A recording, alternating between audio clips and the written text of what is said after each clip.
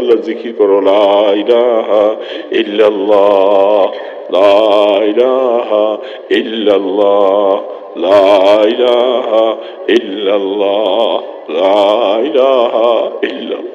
নিরিবিলি বসে বসে ডাকো, আল্লাহরে ডাকো বাবা। আল্লাহরে ডাকতে আল্লাহ বলছে তুই আমারে ডাক। আল্লাহরে না ডাকলে বাবা ডাকবো আর কারে ডাকবো? আল্লাহকে ডাকবো। পারবো না রে বাবা, ডাকবো না রে, আবার মাওলারে ডাকবো না বাবা। আবার মাওলার জন্য কি মায়া লাগবে না? মাওলার কাছে কান্দো, রোনাচারি করো, কাঁদতে থাকো। একদিন তো ময়দানে হাসরে কান্না থাকবে না। আগুনের লিলিহান, আগুনের অবস্থায় ময়দানে হাসর সব উলঙ্গ উঠবে। কি হবে, কি হবে, কি হবে, কি হবে? হিসাব নিকাশে আমি পাস করব না ফেল করব, সব মানুষ ছুটাছুটি ছুটাছুটি দৌড়াদৌড়ি করতে থাকবে আর চাইয়া থাকবে। কেউ আল্লাহর সাথে কথা বলার পাওয়ার নাই, ক্ষমতা নাই। বুখারী শরীফে লম্বা হাদিস আসছে বাবা, কেউ কথা বলবে না। আদম আলাইহিসসালামের কাছে যাইবো, ঈসা আলাইহিসসালামের কাছে যাইবো, মুসা আলাইহিসসালামের কাছে যাইবো, সমস্ত নবীরা বলে আল্লাহর সাথে কথা বলার সাহস নেই। আমরা পারবো না আজকে আল্লাহকে কথা বলতে, ভয় লাগতেছে। আল্লাহ এত কাহারিয়ত গজবিয়ত নিয়ে তিনি এইভাবে থাকবে, কেউ তার সাথে কথা বলতে পারবে শুধু একমাত্র আল্লাহ রসুল ছাড়া। সবাই বলবে যাও তার কাছে যাও, তিনি আল্লাহর সাথে কথা বলবে, তিনি সারা কথা বলতে পারবে না। আল্লাহর গোসা থামাইবার মতো কোনো কেউ নাই, সব মানুষ যাবে। আল্লাহ রসুল তিনি আরশের পাশে সেজদায় পড়ে থাকবে আর কান্দে, আল্লাহ আমার উম্মতকে বাঁচাও। নবীকেও চিনি নাই বাবা, নবীও চিনতাম। এই উম্মতের জন্য তিনি কি কান্দবে সেদিন। আল্লাহ আমার উম্মতকে রব্বি হাবলি উম্মতি, রব্বি হাবলি উম্মতি, আমার উম্মতেরা গুনাহ করছে, মাফ করে দিও আল্লাহ। রাসূল কাঁদতে থাকবে, আল্লাহ পাককে ডাক দিয়া বলবে আল্লাহ আপনার বান্দারা এই ময়দানে হাসরে আজকা এত হাজার বছর চলে যাইতেছে, খাওয়া নাই, দাওয়া নাই, পানি নাই, আরাম নাই, বিশ্রাম নাই, রৌদ্রের তাপ, ঘামের সাগরে, একটু হিসাবটা। এই আল্লাহ পাক বন্ধুর কথা শুনে বলবে এখন হিসাব শুরু করবো। আল্লাহ পাক আরশে উপবিষ্ট হইয়া হিসাব শুরু করবে বাবা।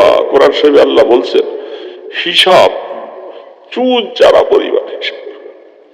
নাযাউল মাওয়াজিন আল কিসত লিয়াউমিল কিয়ামাহ, আল্লাহ পাক বলে আমি ইনসাফের সাথে হিসাব করব।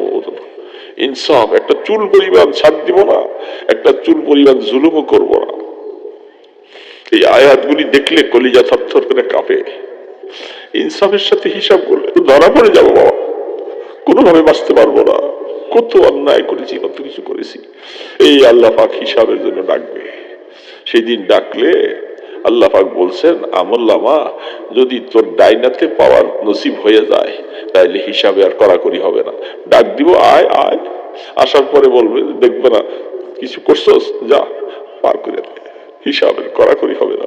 আল্লাহ কোরআনে বলছেন আম্মা মান উতিয়া কিতাবাহু বিয়ামিনি, যাদের আমলনামাটা সেদিন ডান হাতে আসবে ফাসাউফা ইউহাসাবু হিসাবে, আল্লাহ পাক বলে তোদের হিসাবে কোনো কড়াকড়ি নেই, আসবা আর আমি তোমাদের জন্য পার করে দিব, যা আবার আরশের নিচে বসা দস্তরখানে আরাম কর। নসিব হবে কিনা জানি না বাবা, আল্লাহ যেন আমাদেরকে দয়া করে একটু নসিব করে দেন। আল্লাহ যেন আমাদের এই বসাকে যেন কবুল করেন।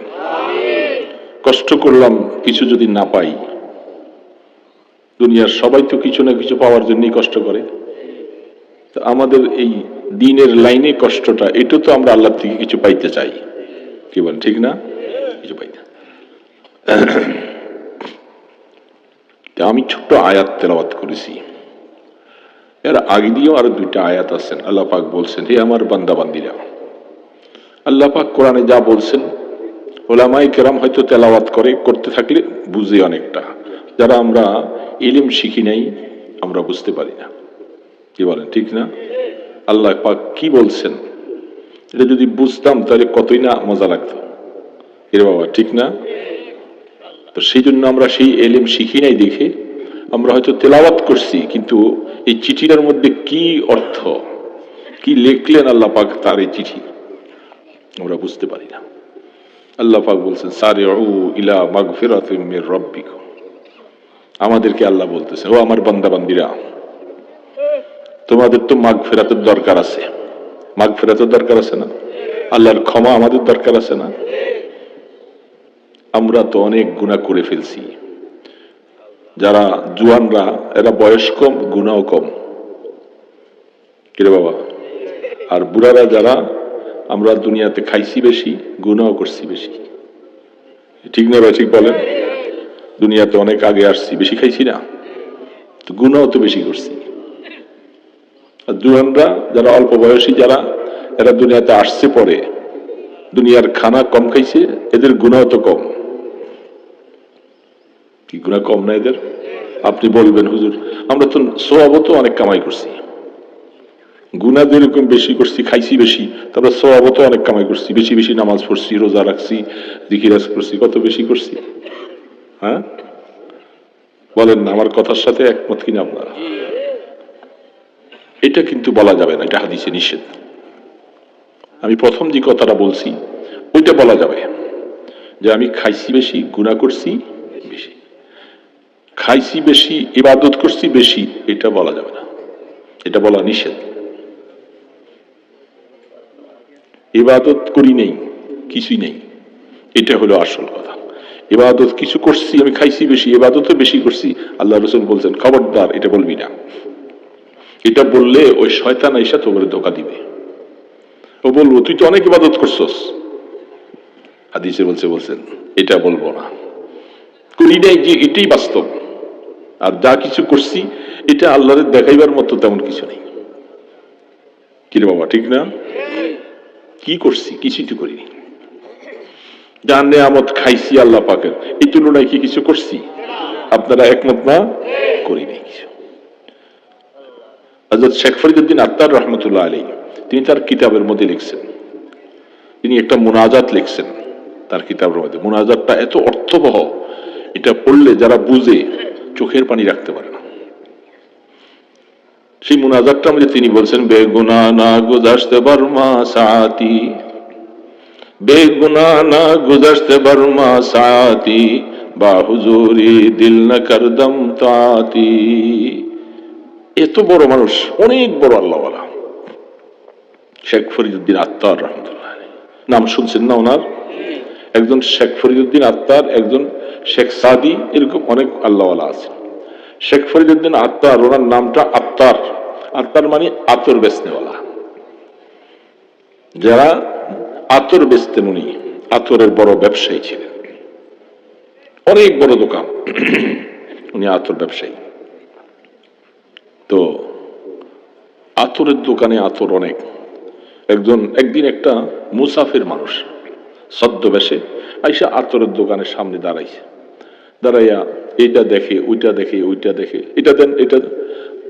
শেখ ফরিদউদ্দীন আত্তার রহমতুল্লাহ রাগ হয়ে গেছে। এই মেয়ে আতর কিনবে না, এটা দেখো, ডিস্টার্ব করতেছো কেন? এর অনেকে বলে না দোকানদাররা, না কিনলে এখানে কেন আসছো, দাওগা। তো ওই মুসাফির বলতেছে, আপনি রাগ হয়ে গেলেন, আমি দেখলাম যে এত আতর, এগুলার নাম কেমনে মনে রাখেন আপনি? এগুলা নিয়েই তো সবসময় থাকেন, আপনি মরবেন কেমনে? দোকানদার আরো রাগ হয়ে গেছে, আমার মরা লইয়া তোর চিন্তা, হ্যাঁ? আর কিছু কথা বলতে বলো না, আমি কেমনে মরবো আমার জিজ্ঞেস। উনি চিন্তা গেছে, ওই রাগ হইয়েন না, আমি জিজ্ঞাসা করলাম যে আপনি কেমনে মরবেন? কয় আমি কেমনে মরবো এটা দরকার নাই, তুই কেমনে মরবি তুই তোর চিন্তা কর। এর বলে না অনেকে, আমার চিন্তা নিয়ে তোর কি দরকার, তুই কেমনে মরবি তোর চিন্তা কর। তো উনি বলে, ওই মুসাফির বলে, আমি কেমনে মরবো এটা আপনি দেখবেন? এটা দেখবো মানে দেখবো। এই মুসাফির আতর দোকানের সামনে চিত হইয়া শুয়ে গেছে কাবলামুখী, শুইছেন, দুই তিনটা ডাক দিছে, লা ইলাহা ইল্লাল্লাহ মুহাম্মাদুর রাসূলুল্লাহ। ডাক দিছে, নেই, শেষ। শেখ ফরিদউদ্দীন আত্তার রহমতুল্লাহ আলাইহি তিনি মনে করছে আরে এতক্ষণ মনে করছে একটা খেল তামসা করতেছে, যাই আর নাড়া দিয়ে দেখে যে মুসাফির নেই, শেষ। মুসাফির গেছে খা कुश्तगाने खंजरे तस्लीम रा हर जमा अज गायबे दाने दीगरा। আল্লামা জালালউদ্দিন রুমি রহমতুল্লাহ আলাইহি বলেন, আল্লাহ দুনিয়ার মানুষের কাছে বন্দুক আছে, ছুরি আছে, তরবারি আছে, কত কিছু আছে, তোমার কাছে একটা কুদরতি ছুরি আছে। তোমার এই কুদরতি ছুরি দিয়ে তুমি কত মানুষকে তুমি মারছো, তোমার মনে চাইলি হঠাৎ করে কত আল্লাহ ওয়ালারকে তুমি মাইরা মাইরা তোমার কাছে লয়ে গেছো। ছুরিটা তোমার ছুরিটা বড় কঠিন ছুরি। কুশ্তগানে খঞ্জরে তসলিম রা হর জামা আজ গায়বে জানে দিগরা। তোমার কাছে যে ছুরিটা, এটা তসলিমের ছুরি। তুমি ওই লোকগুলাকে নিয়ে যাও যারা তোমাকে আল্লাহ বলে বলে মহব্বত করতে করতে করতে করতে জীবনটা শেষ করে দিছে, তোমার ছাড়া কিছু বুঝে না, এরকম কিছু লোকের তুমি উঠে নিয়ে গেছো। এই পাগলারও তুমি লয়ে গেছো। এটা পাগল মানুষ আসছে, আর এই মাত্র বলতেছিল যে আমি কেমনে মরবো তুমি দেখতে চাও, এই কথাটা বললো আর সে বাস্তবেই উঠে লিয়ে গেলাগা। শেখ ফরিদ আত্মার আশপাশের মানুষ, দোকানদাররা সবাই আসছে, কি ব্যাপার, এই ঘটনা। শেখ ফরিদ আত্মার রহমতুল্লাহ দিলের মধ্যে এমন একটা চোট খাইছে, সে যে আমার এসে জিজ্ঞাসা করছে তুমি কেমনে মরবা, কথা তো এটা বাস্তব। আমি তো চিন্তা করছিলাম, হয় এই আতরের দোকান নিয়ে এত ব্যস্ত তুমি থাকো, তোমার রুটা বাইরিব কেমনে, তোমার রু তো এগুলোর ভিতরে সব। আর আমি বলছিলাম তুমি কেমনে মরবা, সেটা একবার সাথে সাথে আল্লাহ তারা উঠে নিয়ে গেল। তাহলে তো এ তো সাধারণ মানুষ না। মাওলার কাছে যখন যা বলে মাওলা তাই করে। হ্যাঁ, আমার খাদেম সব কোথায়, আমার চাদর লও আসো নাকি, শালটা গায়ে দাও। এই জন্য শেখ ফরিদউদ্দিন আত্মার রহমতুল্লাহ সিদ্ধান্ত নিলেন, বুঝছি এটা আল্লাহ পাক আমাকে আসলে এই পাগল তো পাঠায় নাই, এটা আল্লাহর কুদরতি মেহমান পাঠাইছে আমারে ঠিক করার জন্য, আমারে ঠিক করার জন্য, যে আমি কি করি এটা দেখা। শেখ ফরিদউদ্দিন আত্মার রহমতুল্লাহ সিদ্ধান্ত নিলেন আতরের দোকান আর রাখবে না, সবাই ডাইকা রিকা বেচা বলেছে।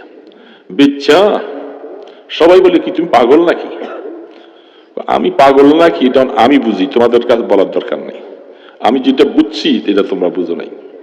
এই যাওয়ার পরে এলেম শিখতে গেছে, এলেম শিখছেন, আল্লাহ পাকের কোরআন হাদিস পড়ে বুঝিয়া আল্লাহ ওয়ালাদের সহবতে যাইয়া এত বড় ওলিয়ার এত বড় বুজুর্গ হয়ে গেছে। উনি ফার্সি ভাষায়, ওনাদের দেশে ভাষা ছিল ফার্সি, উনি কিতাবটা লিখছেন, পাদশাহ জুরমে মারা দরগুজার মা গুনাহগারি মে তু আমার জিগার। আল্লাহ এ আসমান জমিনের বাদশাহ মালিক, আমি গুনাহগার আর তুমি হইলে গুনাহ মাফ করনেওয়ালা। এই প্রথম শুরুই করছে সেখান থেকে, আমি অনেক গুনাহ করেছি অনেক, আর তুমি গুনাহ মাফ করনেওয়ালা। তিনি বলতেছেন বরদরামদ বান্দায়ে বেগরেখতা আব রোয়ে খুদ বাইসিয়া রেখতা মগফিরত দারা দুমি দজ লুৎফে তো যাকে খুদ ফরমুদে লা তাকনাতু। আল্লাহ আমি তোমার দুয়ারের একটা গোলাম ছিলাম, আমি তোমার দুয়ারের থেকে সরে গেছি, নামাজ পড়ি নাই, রোজা রাখি নাই, জিকির করি নাই, তেলাওয়াত করি নাই, হালাল খাই নাই, কিছুই করি নাই, তোমার দুয়ার থেকে ভাইয়া গেছি। এগুলি না করলেই তো আল্লাহর থেকে ভাগা হয়, ঠিক না? এগুলি না করলে আল্লাহর থেকে ভাইয়া দেওয়া হয়, আল্লাহর সাথে দূরত্ব হয়ে যায়। যখন একটা গুনাহ করে তখন আল্লাহর সাথে একটু দূরত্ব হয়, আরেকটা করলে আরেকটা দূরত্ব হয়, এইভাবে যত আস্তে আস্তে গুনাহ হয় তখন আল্লাহর থেকে দূরে সরে যায়। তো তিনি বলতেছে আল্লাহ আমি তো তোমার দুয়ার থেকে ভাইয়া গেছি। তো সেই ভাগুন্যা গোলামটা চতুর্দিকে ঘুরে দেখি কোথায়ও আমারে কেউ গ্রহণ করে না, আমারই বান্দা বলে ডাকার মতো কেউ নাই, আছে নাকি কেউ? এই জন্য গোলাম আবার তোমার কাছে ফিরে আসছে। আল্লাহ গোলাম আবার আসছে, তুমি কি তোমার রহমতের দুয়ারটা খুলে দিবা? কি আবেগপূর্ণ কথা বাবা। বরদরামদ বান্দায়ে বেগরেখতা আব রোয়ে খুদ বাইসিয়া রেখতা। বাইতুল্লাহ শরীফের সামনে এক বছর অনেক আগের কথা। আল্লাহ পাকের ঘরের চৌকাঠ, ওইখানে দোয়া কবুলের জায়গা, বাইতুল্লাহ ঘরের চৌকাঠ। তো মানুষ তো সবাই যায়, আমি অনেক কষ্ট করে, অনেক ভিড়, কষ্ট, ঠেলা ধাক্কা খাইতে খাইতে যা হোক গেছি, হাত ছুটে যায়, ধাক্কার চোটে যাই আসতে পিছন থেকে ধাক্কা দেওয়ার পরে আমি দরজার চৌকাঠটা ধরছি, ধরে দেখি আমার পাশে কোন আশেক যেন, সে এই শেখ ফরিদুদ্দিন আত্মার রহমতুল্লাহ আলাইহির এই শেরগুলি পড়ে আর কান্দে। আহা, বিশ্বাস করবেন না, আপনাদেরকে কি বলবো। যখন এই কথা বলতেছে, বরদরামদ বান্দায়ে বেগ রেখতা আব রোয়ে খুদ বাইসিয়া রেখতা। আল্লাহ, আমি তোমার দুয়ারের ভাগিনা গোলামটা তোমার চৌকাঠে আইসা ধরছি, এটা তোমার ঘর, তোমার ঘরের চৌকাঠে আসছি। আল্লাহ, আমি তো গুনাহ করে বরবাদ হয়ে গেছি, তুমি আমারে মাফ করে দাও। এই তার এই কথাগুলি শোনার পরে আমার কান্না আমি রাখতে পারি না। আমিও ওইভাবে ছন্দগুলি আমার মুখস্থ আছে, সে আমার স্মরণ করাই দিছে। সেখানে লেখছিল যে বেগুনা না গুজারতে বর্মা সাথে বা হুজুরি দিল না করদম তাতি মগফিরত দারা দুমি দাজ লুৎফে তো যাকে খুদ ফরমোদায়ে লা তাকনাতু। আল্লাহ, তুমি তো বলছো লা তাকনাতু বেশা, ও গোলাম তুই আমার রহমত থেকে নৈরাশ হইস না। আল্লাহ, তুমি তো বলছো, তোমার এই আয়াত পড়ে পড়ে আমি গোলাম তোমার কাছে মাগফিরাত চাইতে আসি, তুমি আমারে মাফ করে দাও। এইভাবে বলতেছিলেন।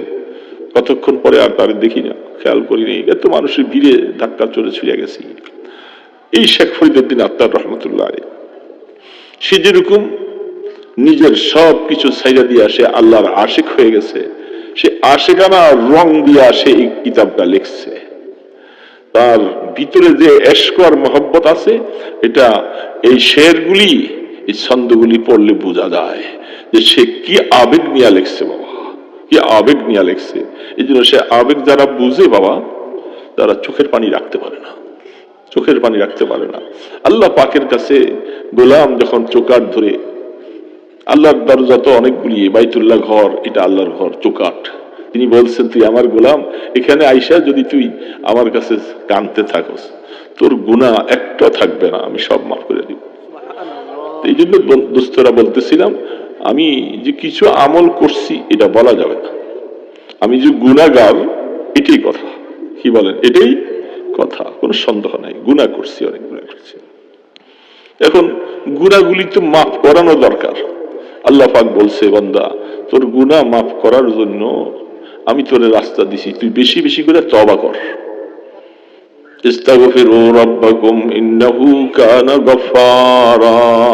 দোস্ত, গোলাম যখন কখনো গুনার ভয়ে, আযাবের ভয়ে যখন তার চোখ দিয়া মাছির মাথার মতো দুইটা ফোঁটা পানি আসে,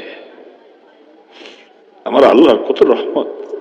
আল্লাহ পাক বলে, এই লোকটাকে আমি আগুনে ফেলতে পারবো না, আমার দয়া লাগবে, মায়া লাগবে। সে কাঁদলো আমার কাছে, দুই ফোঁটা চোখের পানি ছেড়ে দিল। আল্লাহ পাক বলে, তোর জন্য আমি জাহান্নামের আগুন হারাম করে দিব। এই জন্য আল্লাহ পাক বলতেছে, গোলাম, যারা গুনাহ করছো, এই আয়াতটা, ছোট্ট আয়াতটা পড়ছি, ওয়াল্লাযীনা ইযা ফাআলু ফাহিশাতান আও যালামু আনফুসাহুম। এ যারা গুনাহ করছস, যারা ফাহিশা গুনাহ করছস, যারা অনেক বেশি বেশি গুনাহ করছো আমার আল্লাহর সাথে, আমি তোমাদেরকে বলি, তোরা যাইবি কই? কার কাছে যাইবি? আমি তো জানি যে তোরা মাফ করার মতো কেউ নাই। আমরা কি এটা জানি না? এটা একই বিশ্বাস আছে না রে বাবা? আমাদেরকে মাফ করার মতো কেউ তো নাই। আমার সব কিছুর মালিক তো আল্লাহ, তুমি। এই জন্য তুমি কোরআনে কত আয়াত বলছো, যারা নিজের নফসের উপরে জুলুম করছো, আমার হুকুম লঙ্ঘন করে গুনাহ করে ফেলছো, তোর মাফের জন্য আমি তোরে আশ্বাস দিছি, আয় গোলাম, তুই আয়, তুই দুই ফোঁটা চোখের পানি ছেড়ে আমার কাছে ইস্তেগফার করতে থাক। আল্লাহ, আমি গুনাহ করছি, আমাদের মাফ করে দাও। আল্লাহ পাক, আল্লাহ রসুল বলেন, আল্লাহ তার গুনাহ রাখবে না, মাফ করে দিবেন। আমার আল্লাহর ওয়াদা, আমার আল্লাহর ওয়াদা। ফাস্তাগফিরু লিযুনুবিহিম ওয়া মান ইয়াগফিরুয যুনুবা ইল্লাল্লাহ। আর আল্লাহ পাক বলতেছে, গোলাম আমি তো তোর এই কথা শুনাই দিতেছি, গুনাহ মাফ করার মতো কেউ নাই, একমাত্র আমি আল্লাহ আছি। ওয়া মান ইয়াগফিরুয যুনুবা ইল্লাল্লাহ, শুধু আল্লাহ আছেন। আমরা তো এই আয়াতগুলি কোরআন শরীফে পাইছি, শুনছি, তেলাওয়াত করি। এই আজকেও আমি তেলাওয়াত করতেছিলাম সকালবেলা, এই তেলাওয়াতের সময় আমার সামনে আয়াতটা আসছে, আসার পরে নিজেই চিন্তা করতেছে, আহা, অনেক বাবাজিরা আমরা তো তেলাওয়াত করি, অনেকে বুঝি না, এই জন্য আয়াতটা আপনাদের শুনাইতেছি। মুরব্বীরা আছেন, কষ্ট করে বসে রয়েছি, আমাদের গুনাহ আমরা করছি, আর মাওলা তুমি আমাদেরকে আশ্বাস দিছ যে তোর গুনাহ মাফ করার মতো কেউ নাই, আমি আছি একমাত্র। ওয়া মান ইয়াগফিরুয যুনুবা ইল্লাল্লাহ, ইল্লাল্লাহ, শুধু একমাত্র তুমি আছো। এই কথাটার মধ্যে দুইটা কথা, একটা হলো আল্লাহ পাক বলছে যারা গুনাহ করছস তোরা বেশি বেশি করে আমারে ডাক, যাকারুল্লাহ, আমারে বেশি করে ডাক। তা আল্লাহরে ডাকবো কিভাবে?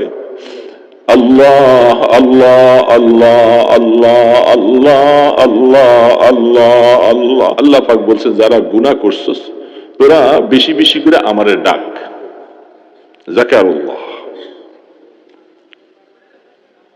আমারে বেশি করে ডাক। তা আল্লাহরে ডাকবো কিভাবে? আল্লাহ আল্লাহ আল্লাহ আল্লাহ আল্লাহ আল্লাহ আল্লাহ আল্লাহ।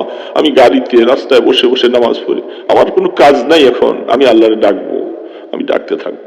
যখন ডাকতে থাকবেন, ডাকতে ডাকতে ডাকতে ডাকতে দেখবেন যখন দিলটার মধ্যে আল্লাহর মায়া ঢুকবে, মায়া যখন ঢুকবে তখন আল্লাহ পাক বলবে, ও চোখ, তুই আমার বান্দার চোখ দিয়ে একটু পানি ছেড়ে দে। তখন চোখে পানি ছাড়বে, পানি ছাড়লে আল্লাহ বলে যে যা, তোর আমি মাফ করে দিছি, মাফ করে দিছি। এই জন্য আল্লাহকে ডাকতে হবে, আল্লাহ আল্লাহ আল্লাহ আল্লাহ আল্লাহ আল্লাহ আল্লাহ আল্লাহ আল্লাহ আল্লাহ আল্লাহ। আহা বন্দে ইল্লাল্লাহ বাকি জুমলা রাফ, মারহাবা ইশক শিরকত সুজেরা। হাকিম মোহাম্মদ থানভী রহমতুল্লাহ আলাইহি, ওনারা আমাদের আকাবির, ওনারা মুরব্বী, ওনারা আমাদেরকে বোঝা গেছে তুমি এই কলেমাটা বেশি বেশি করে পড়ো, এই কলেমাটা পড়ো, এটা কলমের মধ্যে অস্ত্রের মতো চালাও, চালাইতে চালাইতে চালাইতে চালাইতে কলমের মধ্যে যে গুনার কারণে কিছু মরিচা পড়ছে, এটি ঝঙের মতো ডলার ছোটে পড়ে যাবে, পড়ে গেলে তোর কলমটা সাদা হয়ে যাবে। এই কলমের মধ্যে আল্লাহ জায়গা নিয়ে নিবে, আমার আল্লাহ পাক জায়গা নিয়ে নিবে। ওয়ালাম ইয়াসিরু আলা মা ফাআলু ওয়া হুম ইয়ালামুন। দোস্ত, গুনাহ তো করছি, এখন গুনাহ তো মাফ করাইয়া যাইতে হবে রে বাবা। এই বাবা, আমরাও বুড়া হয়ে গেছি, অসুস্থ হয়ে গেছি, আপনারাও বুড়া হয়ে গেছেন, এখন দুনিয়ার আর স্বাদ নাই রে বাবা। দুনিয়ার ছেলে মেয়ে বা সংসার ধর্ম এটা সেটা বহুত কিছু দেখছি, দুনিয়ার স্বাদ এখন আর নাই। এখন কখন ডাক দিবে মাওলায় জামোগা, এটি কথা, কিন্তু জামো যে কি নিয়ে যাবো, কিছু কামাইতে করতে পারিনি, খালি অবস্থা। আহা, খালি অবস্থায় রওনা। কারণ আল্লাহ পাক এই যে দেখেন এত শীত, এত কিছু গায়ে দিছি, শীত ঠান্ডা, এখন মৌতের ডাক আসলে চেয়ার থেকে পড়ে যাবো, ঢুইলে গায়ের কাপড়টি থাকবে, ওই মসজিদের পালকিটা আনবো, আইনের মধ্যে শোয়াই একটা চাদর দিয়া বাহিরে ফাইলা রাখবো, কোন তোষক দিব, কম্বল দিব। এখন লাশ বলে, এটা লাশ হয়ে গেছে, লাশ হাই, আর কোনো মূল্য নাই এখন আর। দুনিয়াওয়ালারা কেউ এর আর কদর করে না, কেউ কোনো দাম নাই এর। এখন সে কিছু আমাদেরকে দিতে পারবো না, খাওয়াইতে পারবো না, দিতে পারবো না, সব এখন লাশ, লাশ মানে লাশাই, এ বনার মানুষ না। বলে এই গায়ের জামাগুলি তখন তো আর খুলতে পারবো না, এটা কেসি দিয়ে আইন না, সব কাইটা কাইটা বাইর করবো, করবো না। কয়েক ঘন্টা পরে কাফন বিছাও, আহা, কাফন নসিবে আছে কিনা সেটাও তো জানি না, কোথায় মরে যায়, কোথায় কত মানুষ লঞ্চে ডিব্বা মরে যায়, যায় না, কোথায় কোথায় কি হয়ে যায়, কাফন নসিবে আছে কিনা সেটাও তো জানি না রে। তারপর একটা কবর করবো,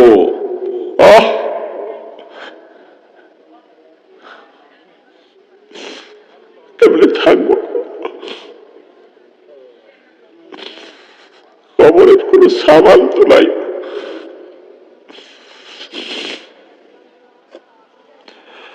আহা বাবা, কবরে নিয়ে রাখা আসবে বাবা, সেখানে কেউ তো নাই, কেউ নাই, মাটির মধ্যে শুয়াই দিয়ে আসবে, কত হাজার মন মাটি বুকুর উপরে চাপা দিয়া শুয়াই দিয়ে আসবে। ছেলে মেয়ে কেউ আমার খবর নিবে না রে বাবা, আমার খবর কেউ দেখবে না, সবাই চলে আসবে। কয়েকদিন মায়ার কান্দা কান্দে, সবাই সবার স্বার্থে কাঁদছে, বাবা থাকতে আমি এটা পাইছি, ওইটা পাইছি, জায়গা পাইছি, জমিন পাইছি, সবকিছু পাইছি, এখন তো বাবা নাই, এখন আমাদেরকে কে দিবে? তারা এই জন্য না কান্দবে, আমার জন্য কে কান্দবে রে বাবা? আমার কবরে কি হতেছে এটার জন্য তো কেউ ব্যথা নাই, কেউ কিছু করতে পারবে না, কোন উপকারের কারণ নাই। মুনকার নকির ফেরেশতা আসবে, আল্লাহ রাসূল বলছে দুইজন ফেরেশতা কবরে আসবে, অপরিচিত, এদের কর্কশ মেজাজ, কঠোর ভাবে চিনা যায় না। মুনকার নকির শব্দ মানে অপরিচিত, কেমন চেহারা নিয়ে আইসা মুর্দারকে বসাবে, আবার রুহটা দিবে, দিয়া কাফনের কাপড়টাকে সরাইয়া মুর্দারে বসাবে। দোস্ত, বসার পরে তিনটা সুয়াল তো করবে, আপনারই করবে, আমারই করবে, সবাই করবে, কাউরে বাদ দিবে, কাউরে বাদ দিবে না বাবা, খোদার কসম কাউরে বাদ দিবে না। তিনটা প্রশ্ন করবে, তোমার রবকে, তোমার দিন ধর্ম কি, তুমি নবীকে চিনো? এই জবাব যদি দিতে না পারি বাবা, রাসূল বলছে কবরের সাথে জাহান্নামের যোগাযোগ হয়ে যাবে। কবরের জবাব দিতে না পারলে কি হবে? বাবা, এই চিন্তায় মাঝে মধ্যে কি ওয়াজ করবো, কি করবো, কলিজা তো ফাইটে যায়, কি কবরে যাবো রে বাবা। রাসূল বলছেন কবর হয়তো জান্নাতের টুকরা হবে, নতুবা জাহান্নামের গর্ত হবে। যদি জবাব দিতে পারো, তোমার কবরের মধ্যে জান্নাতের বিছান বিছাবে, গালিচা দিবে, জান্নাতের বাতাস হবে, আর নতুবা আগুন ধাউ ধাউ করে জ্বলবে, সাপ বিচ্ছুর হালাত হবে। কি হালাত হবে রে বাবা, এই চিন্তায় জীবনটা তো শেষ করে দিয়েছে। তো শুধু একমাত্র আশা, আল্লাহ তুমি বলছো তোমার কোরআনের এই আয়াতগুলি, এগুলি দেখে দেখে একটু আশা করে বসে রয়েছি, আল্লাহ দয়া করে যদি মাফ করে দাও, তাইলে আমাদের কি অবস্থা হবে? তুমি আমাদেরকে মায়া করে পাঠাইছো, দুনিয়া মায়া করে পাঠাইছো, আমরা তো দুনিয়ার মায়ায় পড়া তোমাকে ভুলে গেছি, তোমাকে ভুলে গেছি মাওলা, যেরকম দরকার ছিল তোমার কথা মনে নাই। এই জন্য আল্লাহ বলতেছেন তুই গুনাহ ছাইরা দে, গুনাহ ছাইরা দে, আর তুই আমাকে ডাক। এই জন্য নিরিবিলি, আহা বহু আল্লাহর বান্দা। দোস্ত কি বলবো কথা, আল্লাহর নবীর সহধর্মিণী স্ত্রী, আমাদের মা, এই ইসলামের জন্য তিনি কি করছিলেন?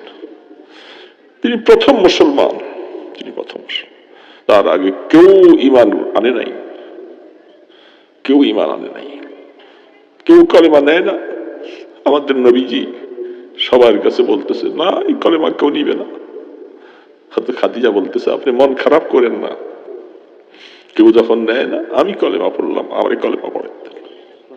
তিনি কলেমা পড়ছে, তিনি প্রথম মুসলমান, যত সম্পদ ছিল সব ইসলামের জন্য দান করে দিছে। আল্লাহ রসুলকে কত কাছে পাহারা দিয়ে রাখছে, কত কষ্ট, দুশ্মনের অভাব নাই। আমার নবীজিকে মাইরা ফেলাবার জন্য কত চেষ্টা, কত দুশ্মন। খাদিজার কাঁকসা জাগ সবসময় বুড়া হয়ে গেছে, মরার সময় আল্লাহ রসুলকে ডাক দিয়া বলতেছেন ওগো নবী, আমার স্বামী, আপনার হাতটা আমার বুকের মধ্যে রাখেন, আমি চলে যাচ্ছি। খাদিজা উম্মতের প্রথম মুসলমান, খাদিজা, সেই ঘরেই আমাদের রাসূলের চারজন মেয়ে, যে ফাতেমা রাদিয়াল্লাহু তাআলা জান্নাতের সর্দারিনী হবে, সমস্ত মহিলাদের সর্দার হবে ফাতেমা। সেই ফাতেমা সহজে ঘরে হইছেন, দুনিয়ার থেকে চলে যাবে। রাসূলকে বলতেছেন ওগো আমার রাসূল, স্বামী, আমি মরে গেলে আমার সাথে আপনার কাছে আমার একটা আবদার হলো, আমি আপনার খেদমত করতে পারি নাই ঠিক মতো, স্বামী হিসাবে হাদিসের পৃষ্ঠা দেখা যায় খাদিজা রাদিয়াল্লাহু খেদমতের ত্রুটি করেন নাই, তারপরে বলতেছে আমি আপনার নবী হিসাবে, স্বামী হিসাবে আপনার হক আদায় করতে পারিনি। এক নম্বর কথা, আমারে মাফ করে দিবেন। দুই নম্বর কথা হলো, আমি মারা গেলে আমার জানাজাটা আপনি পড়াবেন, আর আপনার গায়ের একটা জামা আমি খাদিজার কাপড়ের সাথে দিয়ে দিই। আপনার কাপড়টা দেখে, জামাটা দেখে যদি আমাকে একটু মাটি, একটু চাপের থেকে হেফাজত করে, নবীজির জামা, নবীজির সম্মান আল্লাহর কাছে ইজ্জত। তিন নম্বর, আপনার কাছে আবদার হলো আমার লাশটা কবরে রাখলে, মাটি দিয়া দাফন করে দিলে আপনি একটু আমার কবরের পাশে একটু থাইকেন। আমি কবরের জবাবগুলি দিতে পারি না, না পারি,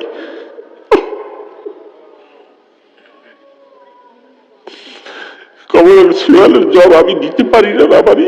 আপনি দুজাহানের নবী, আল্লাহ আপনাকে ভালোবাসা নবী বাড়াইছেন, আপনি একটু দাঁড়াইয়া থাকলে হয়তো ফেরেশতারা আপনার খাতিরে হয়তো আমার দিকে একটু মায়ার নজরে তাকাবে।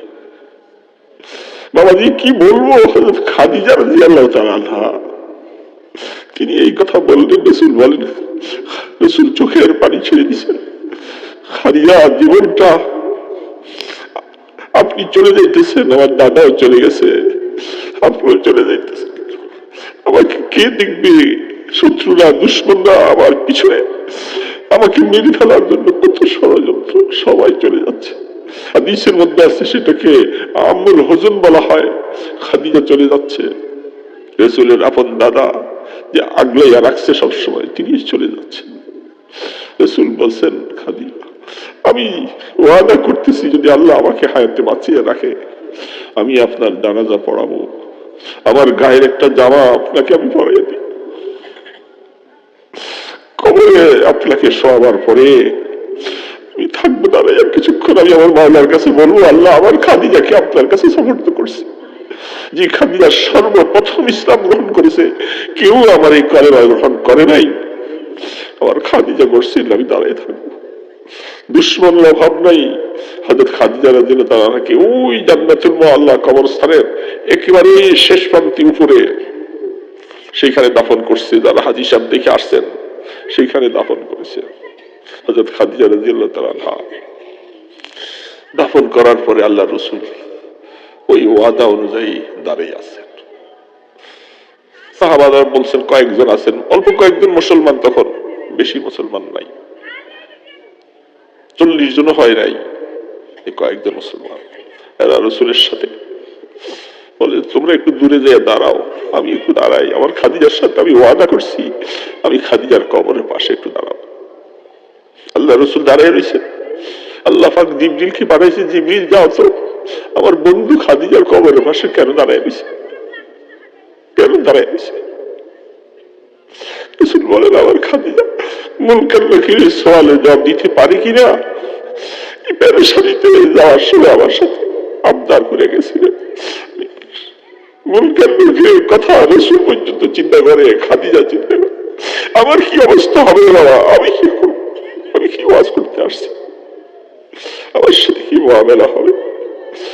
আল্লাহ পাক বলেন, জিবরিল যাও আমার বন্ধুকে বলো খাদিজার ব্যাপারে ওনাকে চিন্তা করতে হবে না, খাদিজার জবাব তো আমি আল্লাহই আছি, আমি দিয়ে দিব। খাদিজা, খাদিজা আমার কত প্রিয় সাহাবিয়া ছিল, আমার নবীজির জন্য খাদিজার জীবনটাকে ওয়াকফ করে দিছে, আর প্রথম মুসলমান কেউ কালেমা গ্রহণ করে না, খাদিজা পড়ছে লা ইলাহা ইল্লাল্লাহ মুহাম্মদ। আল্লাহ রাসূল আশ্বস্ত হইয়া আসলেন ফিরে আইসা, মানে আশা যে আমার খাদিজাকে আল্লাহ মাফ করে দিয়েছেন। বুঝতো কি লইয়া কবরে যাবো এই চিন্তায় বাঁচি না বাবা। এই জন্য দীর্ঘদিন হায়াত আছে বাবা, নিরিবিলি একা একই বৈশা মাওলার কাছে, মাওলারে ডাকো, মাওলারে ডাকো, জিকির আজকার করো, আর মাওলার কাছে বলো, আল্লাহ আল্লাহ মাফ করে দাও, মাফ করে দাও, মাফ করে দাও, মাফ করে দাও। তুমি মাফ না করলে আমি যাবো কার কাছে?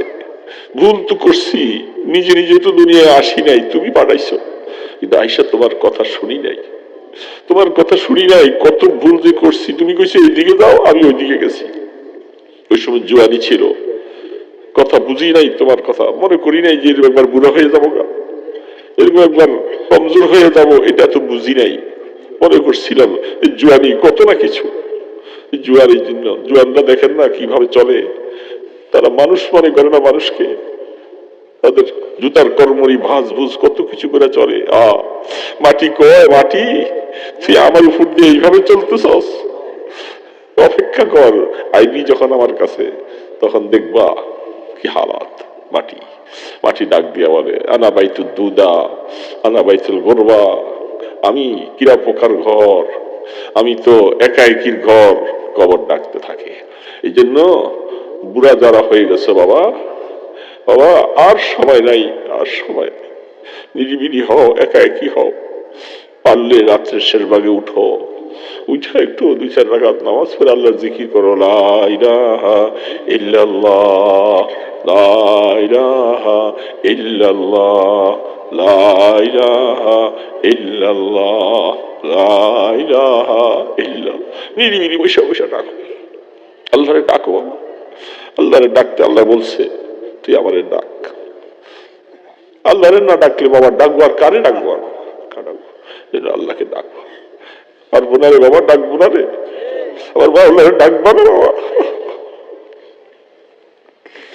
আমার মাওলার জন্য কি মায়া লাগবে না? মাওলার কাছে কান্দো, রোনাচারি করো, কাঁদতে থাকো। একদিন তো ময়দানে হাসরে কান্না থাকবে না, আগুনের লিলিহান, আগুনের অবস্থায় ময়দানে হাসর সব উলঙ্গ উঠবে। কি হবে, কি হবে, কি হবে, কি হবে? হিসাব নিকাশে আমি পাস করব না ফেল করব, সব মানুষ ছুটাছুটি দৌড়াদৌড়ি করতে থাকবে আর চাইয়া থাকবে। কেউ আল্লাহর সাথে কথা বলার পাওয়ার নাই, ক্ষমতা নাই।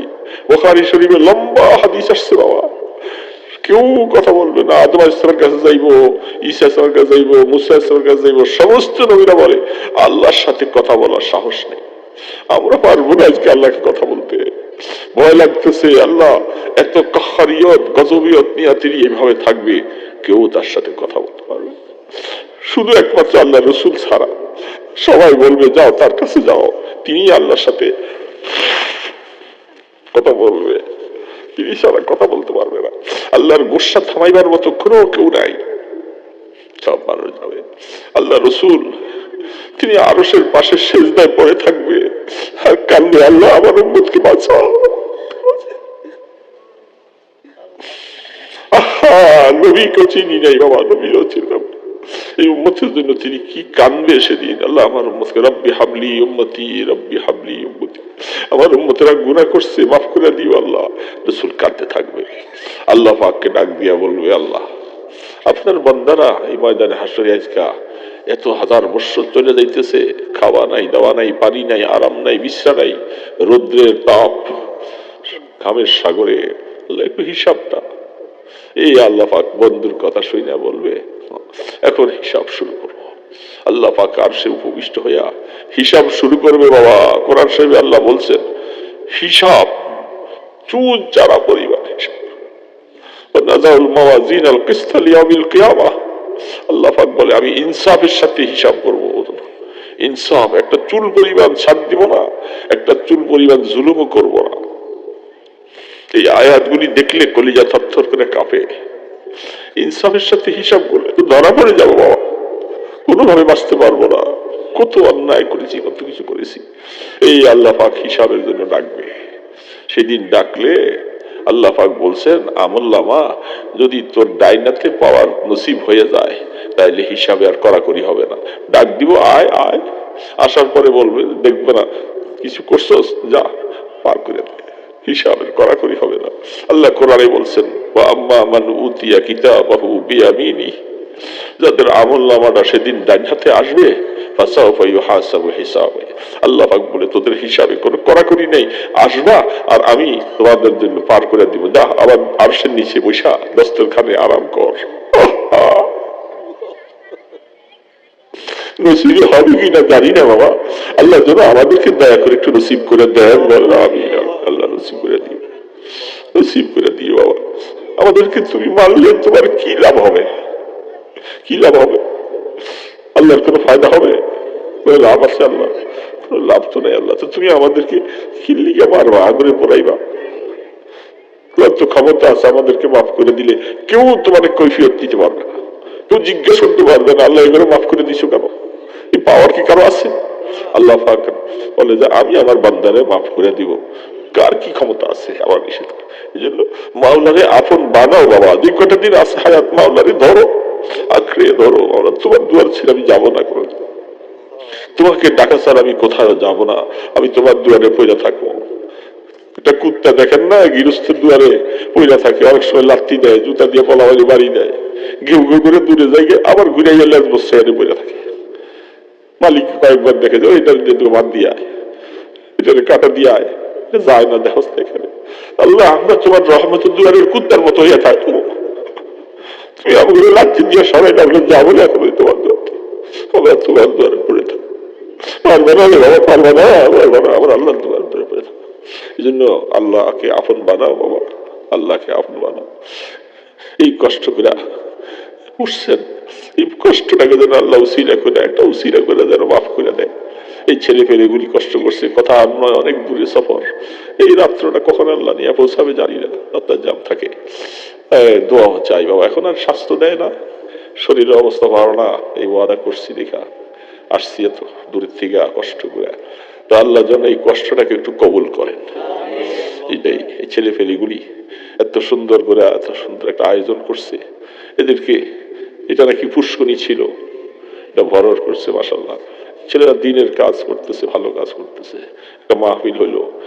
এই বয়সে ছেলেরা অনেকে জুয়া, টাস, আড্ডা, হিরোইন, কত কিছু না করে, এই ছেলেগুলি একটা নেক কাজ করছে, এত সুন্দর একটা পুষ্কনি ভরর করছে। আপনারা তাদেরকে সহযোগিতা করবেন, দোয়া দিবেন, এদেরকে ভালো কাজের জন্য উৎসাহ করবেন, তাহলে ছেলেরা আরো ভালো হবে, এরা ভালো হবে। এই তাদের পরে ছোট ছেলেরা যারা আছে ওরাও বড়দের দেখা দেখা তারাও শিখবে, এই জন্য তাদেরকে উৎসাহ দিবেন। সন্তানরা যেন নামাজি হয়, তাদের জন্য ভালো কাজ করে, চেষ্টা করবো না ইনশাআল্লাহ। আস্তাগফিরুল্লাহ আল্লাযী লা ইলাহা ইল্লা হুয়াল হাইয়ুল কাইয়্যুম ওয়া আতুবু ইলাইহি। আস্তাগফিরুল্লাহ আল্লাযী লা ইলাহা ইল্লা হুয়াল হাইয়ুল কাইয়্যুম ওয়া আতুবু ইলাইহি।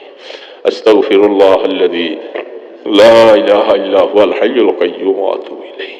أستغفر الله ربي من كل ذنب وأتوب إليه. لا حول ولا قوة إلا بالله العلي العظيم. لا حول ولا قوة إلا بالله العلي العظيم. اللهم صل على محمد وعلى آله وأصحابه وبارك وسلم. اللهم صل على محمد وعلى آله وأصحابه وبارك وسلم. বাবা নবীজির উপরে দুরূদ পড়বো বেশি বেশি করে, সাল্লাল্লাহু আলাইহি সাল্লাম, সাল্লাল্লাহু আলাইহি সাল্লাম, সাল্লাম জিকির করবো, নবীজির দুরূদ পড়বো। এখন যারা বুড়া হয়ে গেছো এত বেশি আমল পারবা না, যা পারো এই দুরূদ বেশি বেশি করে দুরূদ পড়বো, মদিনার নবী খুশি হবে। আল্লাহ আমাদেরকে তৌফিক দান করেন। আলহামদুলিল্লাহি রাব্বিল আলামিন, আলহামদুলিল্লাহি রাব্বিল আলামিন, والصلاة والسلام على أشرف الأنبياء والمرسلين، والصلاة والسلام على أشرف الأنبياء والمرسلين. يا حي يا قيوم برحمتك نستغيث، يا رحمن يا رحيم يا غفار يا ستار يا ذا القوة. لا إله إلا أنت، لا إله إلا أنت، لا إله إلا أنت سبحانك. আল্লাহ আপনি পবিত্র, আপনি পূত, আপনি পবিত্র। ইন্নী কুনতু মিনাজ জালিমিন। আল্লাহ নিশ্চয়ই আমি অনেক জুলুম করে ফেলছি আল্লাহ, ইন্নী কুনতু মিনাজ জালিমিন। আল্লাহ তুমি তো কোরআনে শিখিয়েছো লা ইলাহা ইল্লা আনতা সুবহানাক ইন্নী কুনতু মিনাজ জালিমিন। আল্লাহ ইউনূস আলাইহিস সালামকে তুমি দোয়া শিখাইছো, তুমি বলো ইউনূস নিশ্চয়ই আমি অনেক গুনাহ করেছি, আমি জালেম। আল্লাহ সেই নবীর কথা আমরা কোরআনে পাইছি, আমরা তো অনেক জুলুম করে ফেলছি আল্লাহ, আমি অনেক গুনাহ করে ফেলছি আল্লাহ, অনেক গুনাহ করে। আল্লাহ আমাদেরকে মাফ করে দিবে না আল্লাহ, তুমি মাফ না করলে আমরা কার কাছে যাবো আল্লাহ। আল্লাহ হায়াতের গাড়ি তো শেষ হয়ে আসছে, এক পর কবরের দিকে চলে যেতেছে আল্লাহ। আল্লাহ মৌতে ডাক দেওয়ার আগে আমাদের গুণাগুলি মাফ করে দাও খোদা। ও ইজ্জতওয়ালা খোদা, ও রহমান রাহিম মাওলা, মাওলা তোমার দুরান্তি আমরা নিরাশ হয়ে যাবো, আমাদের বিশ্বাস নাই, তুমি আমাদেরকে অবশ্যই মাফ করে দিবা মাওলা। আমাদেরকে রহমতের কোলে উঠাই আনাও, তোমার আরশের ছায়ার নিচে আমাদেরকে একটু জায়গা দিও, কে আমাকে হয়ে যাবে। কত বড় আরশ হবে তোমার মাওলা, আমাদেরকে একটু জায়গা দিও আল্লাহ। পিপাসায় কলিজা ফেটে যাবে, পিপাসায় কলিজা ফেটে যাবে আল্লাহ। তোমার নবীজির কাছে হাউজে কাউসার থাকবে, রাসূল বলছে একটা গ্লাস উম্মতের নসিব হলে আর পিপাসা লাগবে না। আল্লাহ আমরা নবীজিকে ভালোবাসি আল্লাহ, মদিনার নবীকে আমরা ভালোবাসি আল্লাহ। আল্লাহ নবীজির হাউজে কাউসার নসিব করে দিও আল্লাহ। আমাদের মা বাবাকে মাফ করে দাও আল্লাহ। তাদেরকে কবরে সয়া দিছি আল্লাহ, কত বৎসর হয়ে গেল মাওলা, মা বাবার খবর নিতে পারি না মাওলা। এরা অনেক কষ্ট করেছে আমাদেরকে নিয়ে, এই গালে কত চুমা দিয়েছিল মা আল্লাহ। মাকে শান্তিতে ঘুমাইতে তো দেই নাই মাওলা। রাত্রিবেলা দুধের জন্য মা মা করে কাঁদছিলাম, মার ঘুম হারাম হয়ে গেছে, আমাকে বুকে জড়াইয়া ধরে দুধ দিতেছিল, আর আমি মার বুকটা পেশাব করে ভিজিয়ে দিছি আল্লাহ। মা রাগ করে আমাকে বিস্তার থেকে বাইরে ফেলে দেয় নাই মাওলা, আদর করে গালের চুড়ে দিয়ে আমার বুকে জড়াইয়া ধরে রাখছিল আল্লাহ। আমার এই মা কবরে কেমনে আসছিল আমি জানি না মাওলা। আমাদের কবরে সব আমাদের মা বাবার কবরে পৌঁছে দাও, আমাদের মা বাবাকে মাফ করে দাও মাওলা, আমাদের মা বাবাকে আল্লাহ। আমাদের ছেলে মেয়ে বিবি বাচ্চার সবাইকে মাফ করে দাও, কিয়ামতের ময়দানে সবাইকে নিয়ে জান্নাতুল ফেরদাউসে যাওয়ার তৌফিক করে দিও আল্লাহ। আল্লাহ আমল নামাটা ডান হাতে দিও গো আল্লাহ, আল্লাহ আমল নামা ডান হাতে দিও আল্লাহ। এ মাওলা সবকিছু তোমার হাতে মাওলা, আমাদেরকে শাস্তি দিলে তোমার কোনো লাভ হবে না আল্লাহ।